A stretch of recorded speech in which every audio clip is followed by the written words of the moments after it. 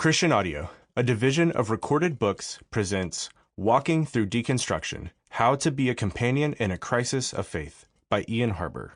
Foreword by Gavin Ortland. Narrated by Ian Harber. Foreword by Gavin Ortland. We are currently living through the greatest season of religious decline in the history of the United States. About 40 million people have stopped going to church, many of whom also no longer make any profession of Christianity. The percentage of religious nones, those who have no profession of any religion, has risen to roughly 1/3 of the population. According to many predictions, the percentage of Christians will plunge to less than half the population by 2070. My guess is that most of you listening to this book don't need to be convinced of the urgency of this crisis. For many of us, these are not just statistics. This topic is personal. We see it all around us on social media and in the news. We have friends, family, and coworkers who have deconstructed their faith or are currently doing so. Perhaps you yourself are going through that right now. The word deconstruction can be used in different ways, and even attempting to define the term gets controversial. But no one can deny that deconstruction has different results for different people. For some, it ultimately results in a stronger faith. For others, it has an opposite effect, often involving a departure from the faith. In almost all cases, it is a painful and confusing process. What is abundantly clear is that there is an urgent need for pastoral, courageous, wise, reasoned responses to help those who are struggling and seeking answers. If you want to be better equipped to respond to the deconstruction movement, whether because of your own experience, someone you love's experience, or the church at large, this book will be invaluable to you. Ian Harber understands deconstruction from the inside out. He has personally been through it, and he understands what it feels like both to deconstruct your faith as well as to reconstruct it. He knows the questions people are asking, the hurts that are often felt, and what is not helpful to say. Harber has in mind specifically those who have left the church because of negative experiences. He is writing to help the church know how to respond in such circumstances. If you are a pastor, a parent, a friend, or an onlooker, let him be your guide. As he teaches us, the goal is not having the right answers, but a whole posture that is above all rooted in love for neighbor, and love for Christ and his truth. In this book, Harber walks us through the process of deconstruction, its causes, what it feels like, and how it relates to broader trends in the church and culture. Then, he helps us understand the process of reconstruction. Of course, we cannot control reconstruction. It is the work of God, in us and in others. But we can understand how God works through our suffering, through our questions, and we can grow to create cultures and environments that help people along the way. Ultimately, what we all need is Jesus himself. That is where Harber points us. For those of us who don't understand why deconstruction is a thing, this book will help sensitize and inform. Many of us don't take deconstruction seriously enough. We don't understand the depth of the problems that are fueling it. We need Harber's brutal honesty. We need to listen better. We need more humility, more open-heartedness. People going through deconstruction are in crisis, and glib reactions can damage them deeply. Harber reveals why careful listening is a crucial part of responding to deconstruction. But for those who are struggling and don't see a light at the end of the tunnel, this book also points to hope. There is hope on the other side of deconstruction. Harber teaches us how to actually help people and what practical steps we should take when we ourselves are struggling with the intense pain of deconstruction. He highlights the importance of being a non-anxious presence and not needing to have all the answers, without discounting the importance of orthodoxy. He helps us understand the kinds of spaces we need to create in our churches for effective discipleship. Ultimately, he directs us to look to the Lord himself. I would love to give a copy of this book to everyone in the church today. What Harber proposes is what we need to navigate the deconstruction crisis. His counsel will help us serve those around us who are struggling, and it will direct us all to Christ himself, the wise and good risen King, who can bear all our doubts and burdens, and who will ultimately lead us safely through every dark night of the soul into the glorious light of heaven. Introduction. Raised in the church, I was always in trouble. But I wasn't in trouble because of my behavior. In fact, I was mostly well-behaved when all was said and done. No, it was my questions that always found me trouble. I followed the rules in the conservative evangelical church I grew up in and tried to live a godly life as best I knew how. But as I grew and encountered new ideas and perspectives, I began to question my beliefs. I grappled with issues like the concept of hell, the treatment of women and immigrants in the church, the problem of evil, science, and more. Ultimately, I found that my faith couldn't provide the answers I was seeking. So, I left my faith as I knew it behind. The voices I discovered spoke of faith in an open and inclusive manner, or so it seemed to me.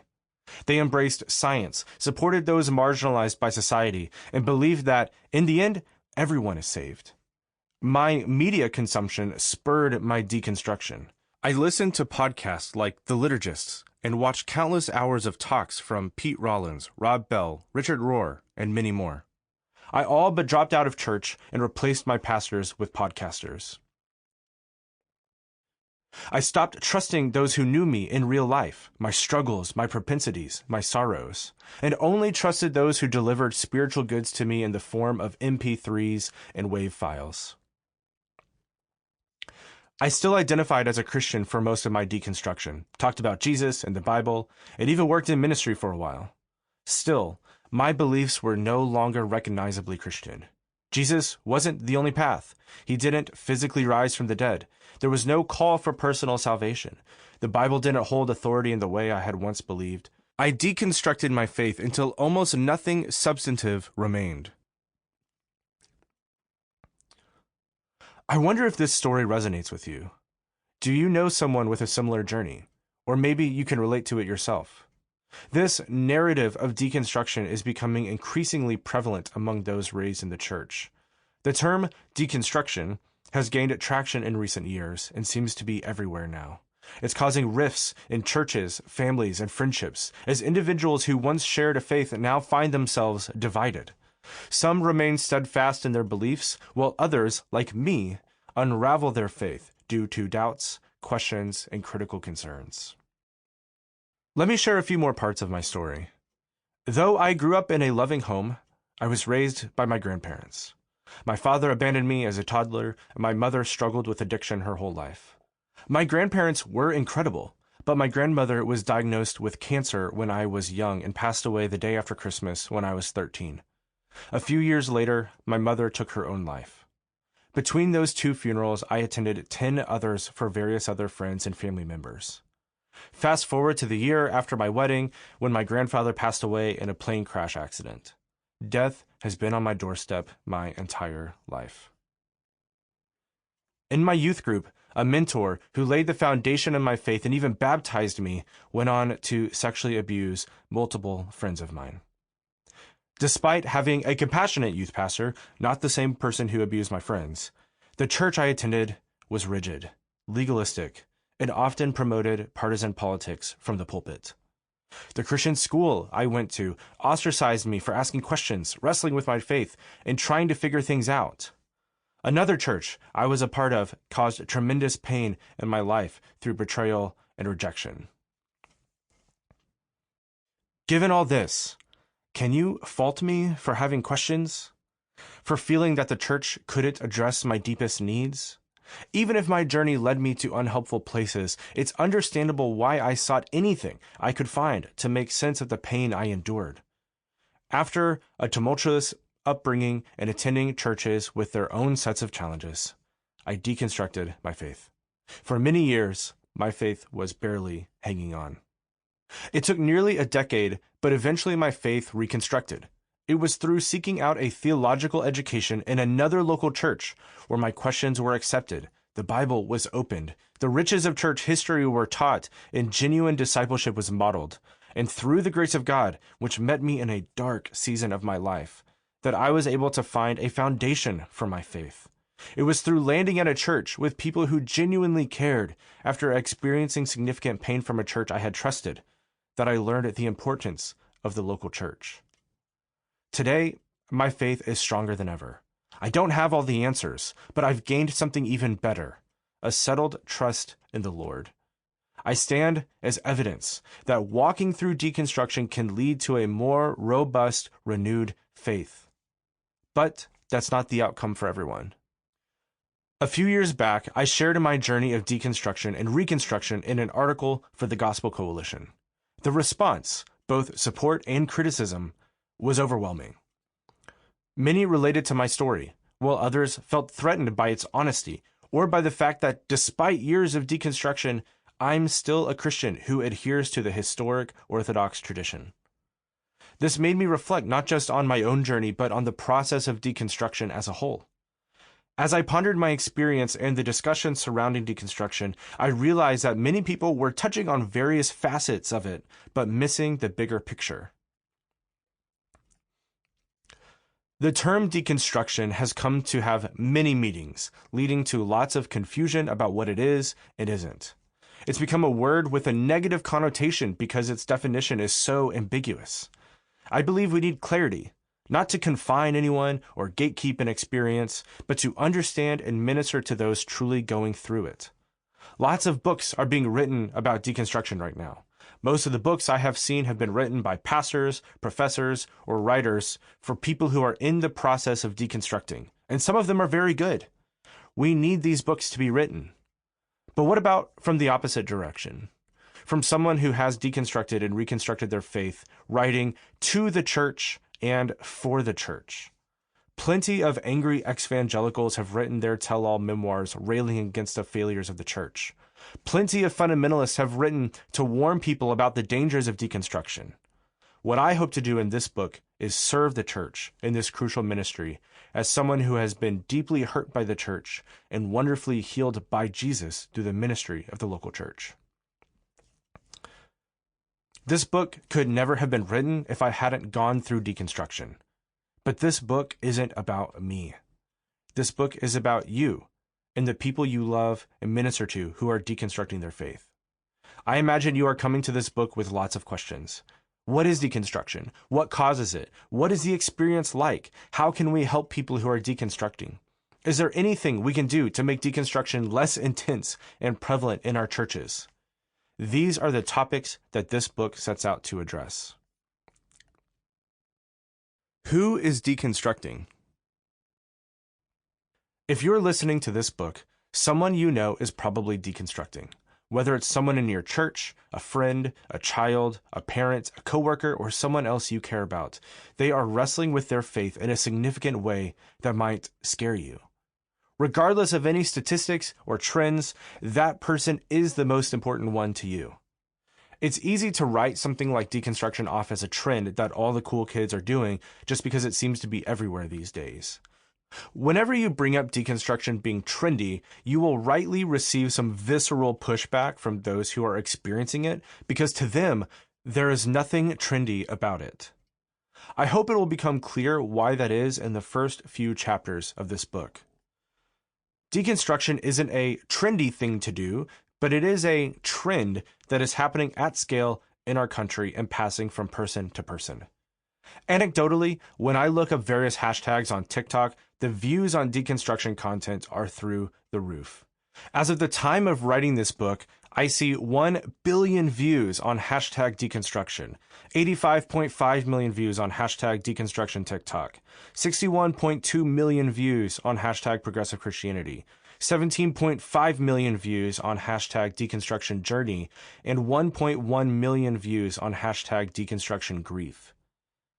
There is nothing particularly scientific about looking up views on some hashtags on a social media platform. But what it does indicate is that deconstruction is in the digital air. At a minimum, people are being algorithmically served content about deconstruction all the time. They are exposed to people's deconversion stories and challenges to the faith in ways that are historically unprecedented. The algorithm isn't going to wait for your Bible study. But thankfully, reliable quantitative research around this has brought some helpful insights to light. Jim Davis, Michael Graham, and Ryan Burge have released the largest study ever done on dechurching in America in their book, The Great Dechurching: Who's Leaving, Why Are They Going, and What Will It Take to Bring Them Back? 40 million Americans have left the church over the last 25 years. It's the largest religious shift in American history, and it's away from the church. The reality is that not everyone who has dechurched has deconstructed, not even most of them. The authors profile 5 different types of people who have dechurched, and they split the 5 profiles into 2 groups: the casually dechurched and the dechurched casualties. The casually dechurched are those who left the church for casual reasons. They got too busy, they moved and never found a new church, they stopped going to church during the COVID-19 pandemic and never went back, and so on. The other group, dechurched casualties, make up about 10 million adult Americans who have, quote, permanently, purposefully exited evangelicalism, end quote. These are the people who have left the church because of real negative experiences they have had in the church. My book is about the dechurched casualties. According to the study, these dechurched casualties, who the authors call ex-evangelicals, are 82% white, 13% black, and 2% Hispanic. They're 65% female and 35% male. Maybe most surprisingly, the average age is 54 years old.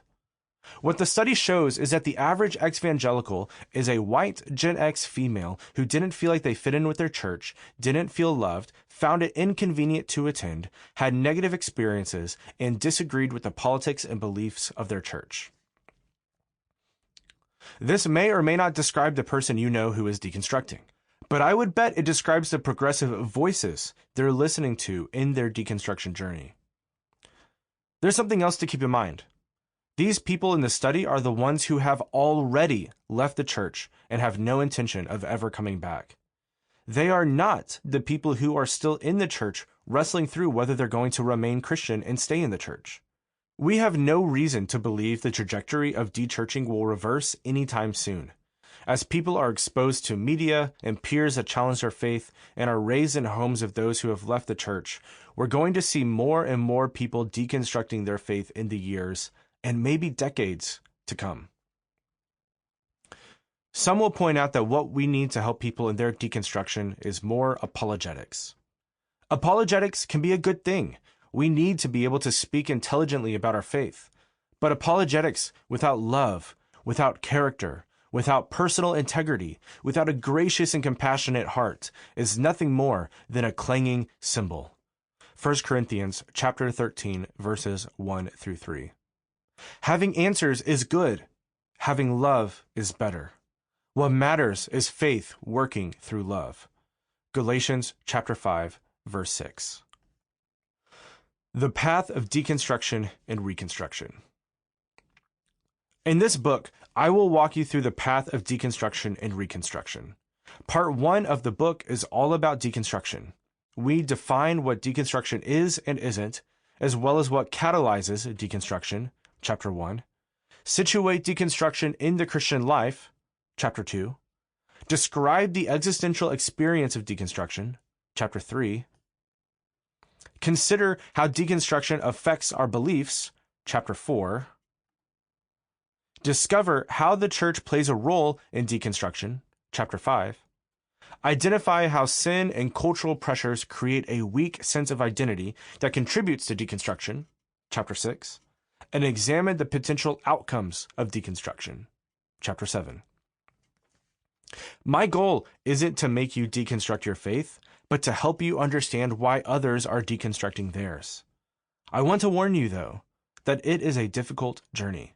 You might encounter some things that offend you and other things that cause you to question. It can be a painful process, but there's no healing without first acknowledging and understanding the brokenness.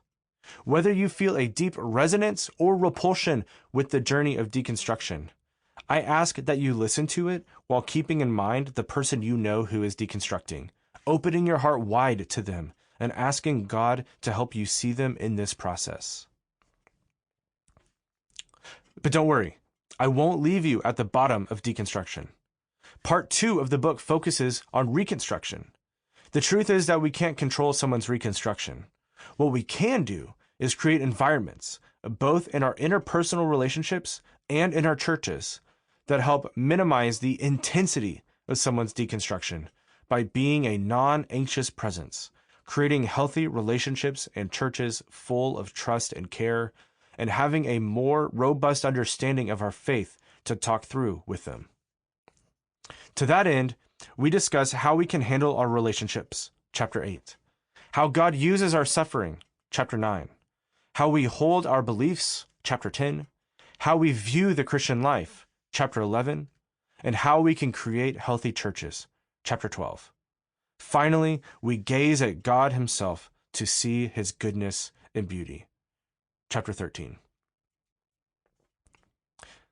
Everyone's deconstruction story is unique to them. Sure, there are commonalities and contours that many share, but you can't assume everyone who says, quote, "I'm deconstructing my faith," end quote, is doing so for the exact same reason. That makes writing a book like this a difficult task. How do you describe something that is so personal? Inevitably, there will be a point where the shoe simply doesn't fit. With that in mind, I'd like to give you a tip for listening to this book. Instead of treating this book as a comprehensive explanation for every individual deconstruction story, approach it more like a puzzle, where each individual chapter is a piece of the puzzle. The goal is to develop a clearer picture of the person you know who is deconstructing and how to best love them and minister to them. Some pieces fit better than others. Some pieces only fit in specific places. Other pieces go with an entirely different puzzle and simply don't belong. Maybe one chapter doesn't apply at all, and another chapter is a bullseye. Some chapters will feel more or less relevant depending on who you have in mind. What is most relevant might change over time. That's okay. Deconstruction is a messy and complicated process. My hope is that you are equipped for all kinds of different situations at the end of this book. Our goal is to faithfully walk alongside our loved ones who are deconstructing their faith and surrender ourselves as an instrument in God's hands, praying for the renewal of their faith. As we start this journey, I'll make two promises to you. This book will be brutally honest, yet defiantly hopeful. If you think we can ignore the problems in American evangelicalism, part 1 of this book will be a rude awakening. But if you think I'm down and out on Jesus, the church, and living a faithful Christian life, part 2 of this book will surprise you with the amount of hope that I truly have. The missionary Leslie Newbigin is often attributed with saying, quote, "I am neither an optimist nor a pessimist. Jesus Christ is risen from the dead," end quote. I hope to capture that sentiment in this book. Jesus Christ has risen indeed, and nothing, no doubt, scandal, leader, church, or culture can separate us from His love. Part 1. Deconstruct. Chapter 1. Defining deconstruction. Quote, "I'm deconstructing my faith," end quote. Perhaps someone has said this to you recently. A friend, child, spouse, parent, coworker, or congregant. You don't really know what they mean, but it doesn't sound good. Just from the name, you can tell they are taking something apart. If it's their faith they're deconstructing, then they must be taking their faith apart. But why? As you start asking questions, you realize you've gotten yourself in over your head. They might start asking questions about the Bible, God, or the church that you've never thought about before. Or maybe you have thought about them, but they felt so big that you simply pushed them out of your mind and forgot about them. Maybe it's something that you haven't thought about since seminary, if you went. They might start talking about large cultural and political issues that seem like they came out of nowhere. They begin accusing the church of doing this or not doing that. Where is this coming from, you wonder? The questions and accusations that you hear from them put you on edge. You start to feel anxiety well up inside of you. You think of the other popular deconstruction stories that you've heard of. Michael Gungor, Joshua Harris, Audrey Assad, and more, none of whom are Christians anymore. Your mind starts racing 100 miles per hour. Are they losing their faith? I thought they loved Jesus. I wonder if they're in some kind of sin. I'm overwhelmed by all of these questions. And it all comes down to this one word to describe it: deconstruction. The word deconstruction goes back to the philosopher Jacques Derrida, who used it in a technical way to describe the process of, quote, critically reevaluating the fundamental arrangement and operations of any and all forms of analysis, end quote. If that sounds confusing, that's because it is. Deconstruction, by its nature, is difficult to describe because it's a process that deconstructs the very words needed to describe it. But it's insufficient to say that deconstruction is simply a process of analysis or critique. Here's the primary difference. In other forms of analysis or critique, there is typically a method that is followed in order to reach a predetermined outcome. Think of the scientific method. After observing a phenomenon, you ask questions about it and research existing answers or solutions. If you don't find any satisfactory answers, you pose a hypothesis, perform a set of experiments to test your hypothesis, and draw conclusions from the experiments about whether your hypothesis has been proven right or wrong. Deconstruction isn't like this. There is no set process or predetermined conclusion to deconstruction. It's not a process you decide to undertake to investigate a problem.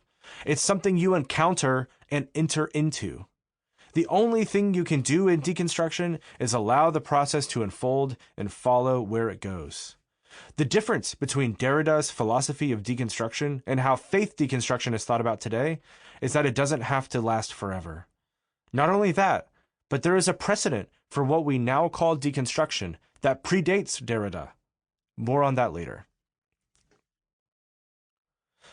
It's only in the last 30 years or so that deconstruction really began to describe a particular phenomenon within popular level evangelical Christianity. Christians started to use the word to describe the process of re-examining their faith to reveal the contradictions in it and produce something better, at least as they perceived it to be. This became the hallmark of what would eventually be called the emergent church. The emergent church was a movement in the early 2000s that was led by pastors and writers such as Doug Pagitt, Brian McLaren, Rob Bell, Peter Rollins, Donald Miller, Mark Driscoll, Richard Rohr, and many more. The emergent church started out as an ecclesial project that was searching for ways to reinvent the forms of the church for a postmodern world. But the ecclesial project morphed into a doctrinal project. Instead of simply deconstructing the current ways of doing church, they began deconstructing the core beliefs of the Christian faith. Many, not all, of the names associated with the emergent church have either left the faith altogether or redefined it in ways that are beyond recognition. But something different is happening today. It's related to Derrida's ideas of deconstruction, and it's certainly related to the emergent church movement. But there seems to be more going on under this wave of deconstruction than what either of those two waves were attempting to get at. This latest wave of deconstruction is what this book is attempting to make sense of. What is it? What causes it? What is the experience like? And how can we, as believers who walk with those who are experiencing it, and as believers leading our churches, help them? What deconstruction isn't. There are many narratives surrounding what this wave of deconstruction is and isn't. Most of these narratives are getting at parts of what is going on, but miss other aspects that are crucial to it. If we want to understand what deconstruction is, then we might want to start by asking what it isn't. Asking questions. One popular narrative is that deconstruction is simply asking questions about your faith. One time, I was getting coffee with a new friend and shared parts of my story with him. I briefly mentioned how we went through deconstruction. After a while, he came back to it and said, "I want to talk about that. I sometimes have questions about my faith, and I was wondering, am I deconstructing?" The idea that deconstruction is simply asking questions about your faith raises all kinds of other questions. What about the time when the disciples were physically present at Jesus' ascension? Matthew records it by saying, quote, "When they saw him, they worshipped, but some doubted," end quote. Matthew chapter 28, verse 17. The 11 disciples had already witnessed 3 years of Jesus' ministry, his death, his burial, his miraculous world-changing, paradigm-shifting resurrection. They had spent 40 days with Jesus after his resurrection and were now watching him ascend into heaven to the right hand of the Father with their own eyes. Sample complete. Ready to continue?